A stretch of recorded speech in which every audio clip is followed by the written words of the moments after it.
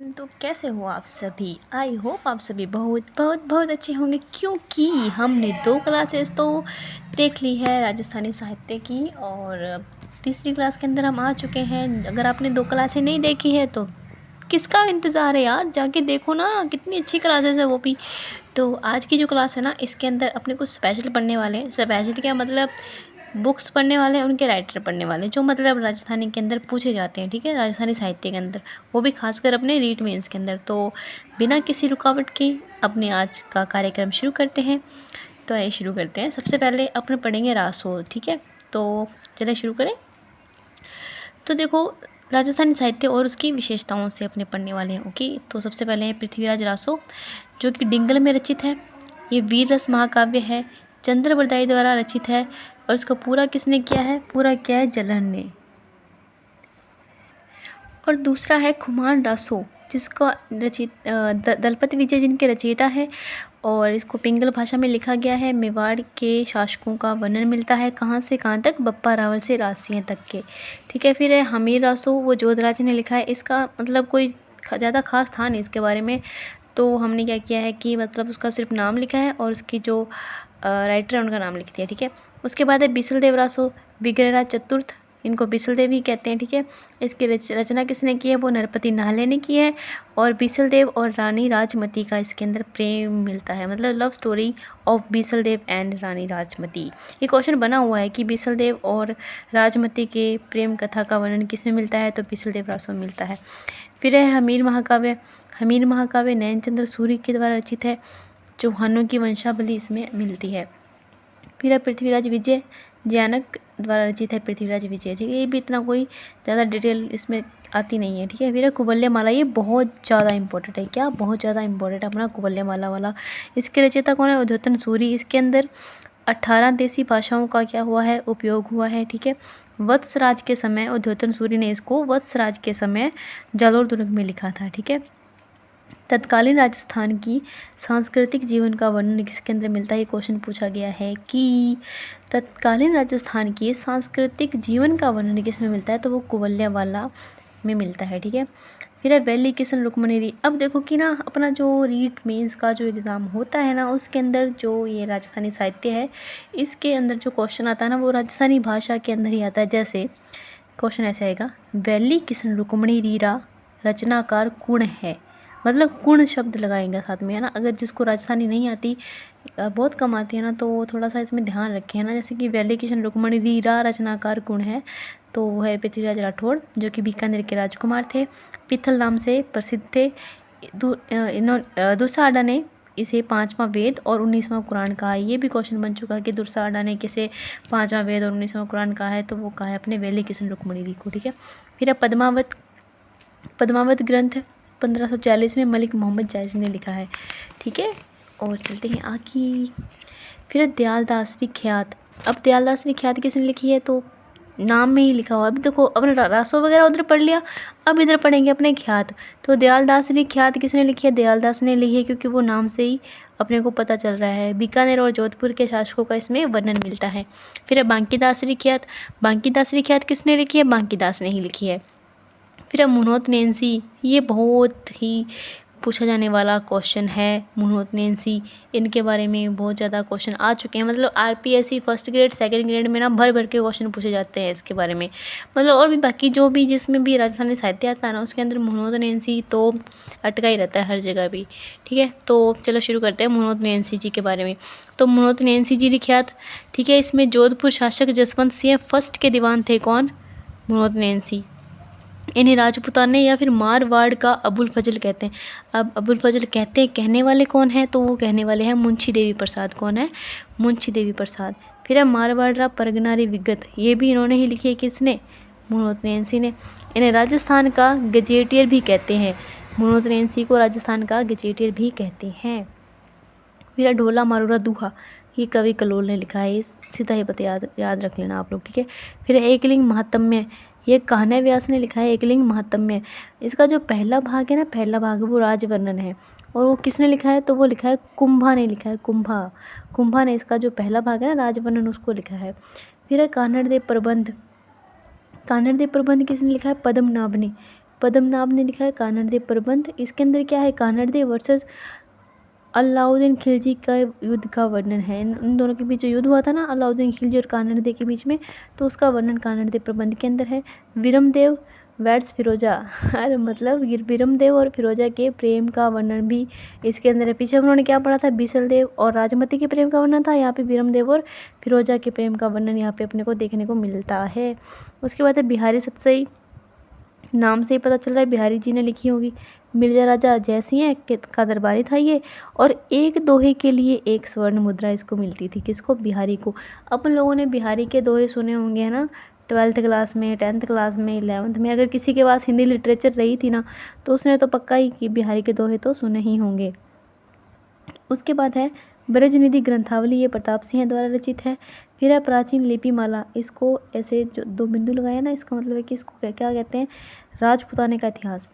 ऐसे तो ना एक स्टोरीज होती है ना, जैसे पता नहीं कौन सी स्टोरी है, द हेट जो भी है, मुझे अभी पता नहीं है। तो ऐसे जैसे प्राचीन लिपिमाला, राजपुताने का इतिहास। तो ये किसने लिखा है, पंडित गौरीशंकर हीराचंद ओझा ने लिखा है। रोहिड़ा सिरोही के रहने वाले थे। अब रोहिड़ा प्रतीक जिने वाला रोहिड़ा नहीं है, ये एक गांव है सिरोही के पास। रोहिड़ा के निवासी थे कौन, गौरीशंकर हीराचंद ओझा। और सर्वप्रथम भारतीय लिपि का शास्त्र लेखन भी इसी के अंदर हुआ है। राजस्थान की देसी रियासतों का इतिहास भी लिखा गया है। किसके द्वारा, गौरीशंकर हीराचंद ओझा जी के द्वारा। उसके बाद है वीर विनोद, कवि राजा श्यामल दास दतीवाड़िया, नहीं, कवि राजा श्यामल दास, इसके बारे में लिखा, ठीक है, वीर विनोद के बारे में। इन्हें मेवाड़ महाराणा सज्जन सिंह ने कवि राजा, अब देखो मेवाड़ महाराणा थे कौन, सज्जन सिंह, उन्होंने इनको क्या, कवि राजा और महामहोपाध्याय की उपाधि थी। एक क्वेश्चन बनता है कि कवि राजा श्यामल दास को कवि राजा की उपाधि किसने दी थी, तो वो दी थी मेवाड़ महाराणा सज्जन सिंह ने। उसके बाद है वंश भास्कर के रचनाकार सूर्यमल मिश्रण जी, ठीक है, बूंदी शासक राम सिंह के दरबारी थे। यह इनके दत्तक पुत्र मुरारदास ने पूरा किया। देखो ये जो वंश भास्कर है ना, ये सूर्यमल मिश्रण ने लिखी है, ठीक है, और ये सूर्यमल मिश्रण है ना, यही बूंदी शासक राम सिंह के क्या थे, दरबारी थे, और इनके दत्तक पुत्र थे कौन, मुरारीदास। इन्होंने वंश भास्कर को पूरा करने का काम किया है, ठीक है। फिर है अचलदास खिंची वचनिका, शिवदास गाडा ने लिखी है। मांडू सुल्तान होशांग शाह और गागरोन के शासक अचलदास खिंची के युद्ध का वर्णन मिलता है। अब देखो अचलदास खिंची किसने लिखी है, शिवदास गार्डन ने। मांडू सुल्तान और होशांग शाह के मध्य जो युद्ध हुआ था गागरोन के शासक अचलदास खिंची के बीच में, ठीक है, मांडू सुल्तान होशांग सिंह और गागरोन के शासक अचलदास खिंची के मध्य जो युद्ध हुआ, उसका वर्णन किसमें मिलता है, इसमें मिलता है, अचलदास खिंची वचनिका में।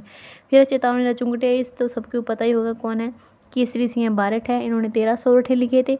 1903 दिल्ली दरबार में जाते समय मेवाड़ महाराणा फतेह सिंह को लिखे थे। इन्होंने क्या, चेतावनी रचुंगटे लिखे थे, ओके। इन्होंने एक चेतावनी लिखी थी कि आप मतलब वहाँ उनको जाने से रोकने के लिए कि वहाँ मत जाओ, है ना। तो फिर राव जैतसिंह छंद, ये बीकानेर के थे, ठीक है, राव जैतसिंह और बीठू सुजा, इन्होंने लिखा था राव जैतसिंह छंद। बाबर के पुत्र कामरान और जैतसिंह के मध्य युद्ध का वर्णन इसके अंदर मिलता है। ये थी कुछ रचनाएं, कुछ इम्पोर्टेंट रचनाएं, बाकी आगे और आने वाली है, लेकिन इसके अलावा ये जो मैंने लिखा है ना, ये बहुत ज़्यादा मतलब बहुत ही ज़्यादा इम्पोर्टेंट है। तो आइए इसके बारे में पढ़ लेते हैं। फिर राजस्थानी भाषा का प्रथम उपन्यास कौन सा है, तो वह कनक सुंदर, या इसको कनक सुंदरी भी कहते हैं। इसको लिखा किसने है, ये इसको लिखा है शिवचंद्र भरतिया ने, ठीक है। आधुनिक राजस्थानी उपन्यास साहित्य के प्रवर्तक कौन है, शिवचंद्र भरतिया है आधुनिक राजस्थानी उपन्यास साहित्य के प्रवर्तक शिवचंद्र भरतिया। इनकी अन्य रचनाएं कौन सी है, केसर विलास जो कि प्रथम नाटक है, सोने के पंख वाली तितलियां, इनकी अन्य रचनाएं हैं। फिर राजस्थानी भाषा का संक्षिप्त शब्दकोश बोले तो डिक्शनरी, इसको लिखने वाले कौन है, सीताराम लालस। कौन है, सीताराम लालस। इन्होंने क्या लिखा है, राजस्थानी साहित्य या भाषा का संक्षिप्त शब्दकोश लिखा है सीताराम लालस ने, ठीक है। इसमें 2 लाख से अधिक क्या है, शब्द हैं। इसमें 2 लाख से अधिक शब्द हैं, 10 खंड हैं, ठीक है। और राजस्थान की जुबान की मशाल किसको कहते हैं, इसी को कहते हैं राजस्थानी भाषा के संक्षिप्त शब्दकोश को, ठीक है। फिर राजस्थानी भाषा का पहला हिंदी भाषा उपन्यास, वो क्या था, राजस्थानी भाषा का प्रथम उपन्यास था वो, ठीक है। और ये है राजस्थानी भाषा का पहला हिंदी भाषा उपन्यास, ठीक है। तो वो था अबलाओं का इंसाफ, किसने लिखा था ये, अंबिका दत्त व्यास ने। फिर राजस्थानी भाषा में रामायण कौन सी थी? हनुमत सिंह किंकर ने राजस्थानी भाषा में रामायण लिखा है। फिर राजस्थानी साहित्य के भीष्म पितामह कन्हैया लाल सेठिया राजस्थानी भाषा के भीष्म पितामह कहलाते हैं। इनकी रचनाएं कौन सी है? लील टांस है, पाथल पीथल है, धरती धोरानी, मिंचर, कुंचाधर, जमीन रोधणी कुण। तो ये जो रचनाएं हैं ना, ये सारी की सारी कन्हैया लाल सेठिया की रचनाएं हैं और ये बहुत ही ज़्यादा इम्पोर्टेंट है, बहुत बार पूछी जा चुकी है सारी की सारी रचनाएं। फिर अब है सूर्यमल मिश्रण। अब उनके बारे में अपनों ने एक पढ़ा था ना, वंश भास्कर, वो एक ही पढ़ा था। अब इसके अंदर और भी उनकी जो रचनाएं है ना, जो इनके द्वारा लिखी गई है, उनके बारे में अपने चर्चा करेंगे। सूर्यमल मिश्रण राज्य कवि का दर्जा मिल चुका है इनको। वीर रसावतार मतलब वीर रस की रचनाएं लिखते थे तो इनको वीर रसावतार कहते हैं। ठीक है। वीर और इनकी रचनाएं कौन सी है? वीर सतसई, वंश भास्कर, सती रासो, बलवंत विलास, छंदमयुग, राम रंजाट और धातु रूपावली। ये किन की रचनाएं हैं? ये है हमारे श्री सूर्यमल मिश्रण जी की रचनाएं। उसके बाद है लक्ष्मी कुमारी चुंडावत। ये जो लक्ष्मी कुमारी चुंडावत है ना, इन्होंने सिर्फ वात लिखी है। जो वात होती है ना, जैसे केरे चकवा वात, टाबरारी वात, ऐसा जो भी वात वाला अगर साहित्य है ना, तो वो हमारे लक्ष्मी कुमारी चुंडावत जी ने लिखा है। ठीक है। इन्होंने लिखी है मंजली रात, ठीक है, मुम्मल, डूंग जी जवार जी रिवात, ठीक है, टाबरा रिवात, बाधो भारमल्ली, ये किसने लिखा? बाधो भारमल्ली, इन्होंने लक्ष्मी कुमारी चुंडावत जी ने लिखा है। केरे चकवावात, ये बहुत इंपॉर्टेंट है, पूछी जा चुकी है। केरे चकवावात किन की रचना है? फिर है मुंशी देवी प्रसाद। आधुनिक इतिहास के उन नायक किसे कहते हैं? मुंशी देवी प्रसाद को कहते हैं। इनकी रचनाओं के बारे में चर्चा करते हैं। तो वो है राजा भारमल, कवि रत्नमाला, ऐतिहासिक चरित्रमाला, प्रतिहार, वंश प्रकाश और राज सरनामृत। ये किन की रचनाएं हैं? ये मुंशी देवी प्रसाद की रचनाएं हैं। फिर है पृथ्वीराज राठौड़, जो कि बीकानेर के राजकुमार थे। इनकी रचनाएं कौन सी है? दशम भागवतरा दुहा, गंगा लहरी, बसंतदेव राउस और दशरथ राउत। ठीक है। और एल.पी. टेसीटोरे ने इनको क्या बोला था? डिंगल का हेरोस। ये क्वेश्चन भी बहुत ही इंपॉर्टेंट है कि डिंगल का हेरोस किसे कहते हैं? तो पृथ्वीराज राठौड़ को डिंगल का हेरोस कहते हैं। कहा किसने था? एल.पी. टेसीटोरे ने। फिर है डॉक्टर रांगे राघव। इनके घरौंदे ना बहुत इंपॉर्टेंट है, बहुत। ठीक है। तो डॉक्टर रांगे राघव है, इनके रचना में जैसे घरौंदे, मूर्तों का टीला, कब तक पुकारूं, ये किन की रचनाएं हैं? डॉक्टर रांगे राघव की। अब देखो इधर ही है रचना और इधर है रचनाकार। तो आइए हम एक एक की रचनाएं क्या है वो पढ़ लेते हैं, जो हमारे लिए बहुत मोस्ट इम्पॉर्टेंट है। ठीक है।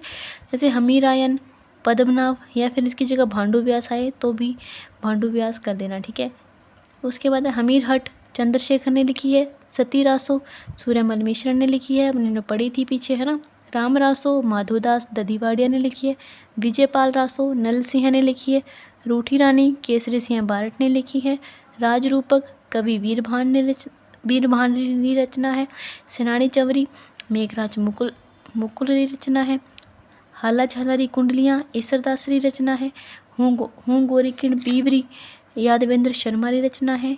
रजियारा सोरठा कृपाराम, सूरज प्रकाश करनीदान, पग फेरो मणि मधुकर।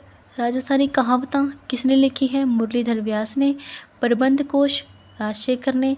नेहतरंग, ये भी मेन इंपॉर्टेंट है, ये क्वेश्चन पूछा जा चुका है नेहतरंग के, मतलब सारे क्वेश्चन पूछे हुए ना वही लिखी है मैंने। नेहतरंग प्रताप सिंह है, या फिर इसकी जगह बुद्ध सिंह आए ना तो बुद्ध सिंह कर लेना, मतलब ज़्यादा इंपॉर्टेंट अगर आए ना दोनों तो कभी नहीं आएंगे, आएगा तो दोनों में से एक, और फिर भी अगर दोनों आ जाए ना तो फर्स्ट प्रायोरिटी अपने किसको देनी है? बुद्ध सिंह को देनी है। ठीक है। फिर है अमरसार, पंडित जीवाधर, भाषा भूषण जसवंत सिंह जोधपुर के शासक थे। ढोलावत्स रचित कवि भीम, राणा रासो दयाल ने लिखी है। राज प्रकाश किशोरदास, डिंगल कोश मुरारीदान, गुण गोविंद कल्याणदास, वाणी व सरभंगी रज्जब जी। वाणी व सरभंगी किसने लिखी है? रज्जब जी। विरुद्ध छहतरी दुस्साढ़ा ने। सुधी सपनों के तीर मणि मधुकर, बातारी फुलवारी विजयदान देथा, इनको क्या बोलते हैं? इनको बीजी भी कहते हैं। ढोला मारवाड़ी या चढ़पड़ी, ये किसने लिखी है? ये कवि हर्राज ने लिखी है। उसके बाद है प्रताप चरित्र, दुर्गादास चरित्र केसरी सिंह बारट ने लिखी है। रस पीयूष निधि सोमनाथ ने लिखी है। अमर कहानी का रचनाकार कौन है? नरसिंह राजपुरोहित। तो ये थी हमारी कुछ मेन इंपॉर्टेंट रचनाएं और उनके रचनाकार। कैसी लगी वीडियो मुझे ज़रूर बताना। मिलते हैं नेक्स्ट वीडियो में नेक्स्ट टॉपिक के साथ, क्योंकि ये वाला टॉपिक अपना कंप्लीट हो चुका है।